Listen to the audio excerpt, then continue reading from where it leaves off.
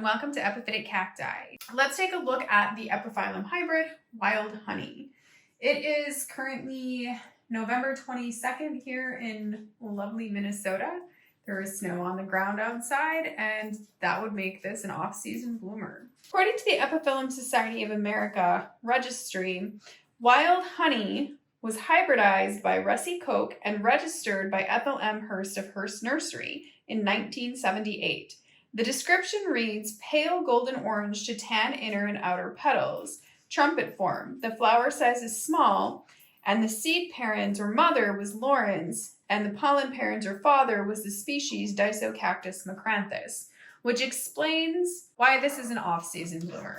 I really like Wild Honey. I really like the colors. I like the yellows and the oranges, but I think it was very aptly named when they chose to name this particular hybrid Wild Honey. Because yes, it has kind of that golden sort of honey yellow color, but it also has a little bit of a surprising form that is just a little wild. So why don't we get a closer look at this flower? I think that one of the things that really kind of is interesting about this flower is the kind of odd shape of it. There's something very strange about the shape.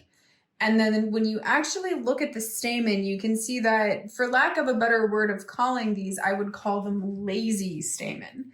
They're not like perfectly formed or anything. They're a little bit messed up. It's a little bit of a mess in there, and they're lazy, as in like they don't have a lot of structure where they would be, a lot of epiphyllum flowers, they all kind of hang in the same direction or they circle very perfectly.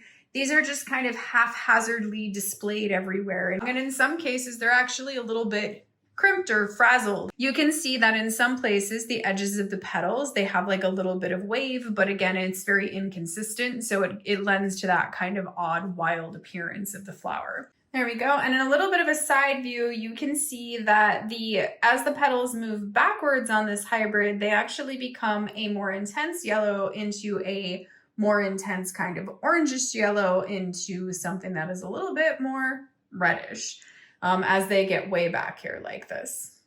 You can see, and these kind of have a tendency to kind of curl up or loop-de-loop a little bit. There's a flower down here where you can see the back petals do this really cute little curly thing, which, I would say, like I said, it's a little bit frazzled. I don't feel like this flower has like a real true clear-cut kind of form. There we go. If we get a really nice view of the back side of the flower, there you go. You can see it. It is carrying over a lot of traits, I think, particularly of the coloration of Disocactus macranthus under certain conditions. When he bloomed earlier this spring, the coloration was a little bit more pale, so he didn't quite have such an intense yellow with such intense sort of like oranges and reds. This guy is actually bloomed purely indoors under grow lights and stuff under a very consistent and very even temperature. So his bloom is appears to be quite a bit darker and just more vibrant in color. It's a really great hybrid because it's super easy to bloom. It is fragrant, easy care, easy growing. I think I've had this plant now I actually got this plant on 8/8/2019. I have only had it for a little over a year. And, it's already bloomed twice, which is pretty fantastic. I hope that you've enjoyed the Epiphyllum hybrid Wild Honey as much as I have. Thank you for watching, and happy cacti growing.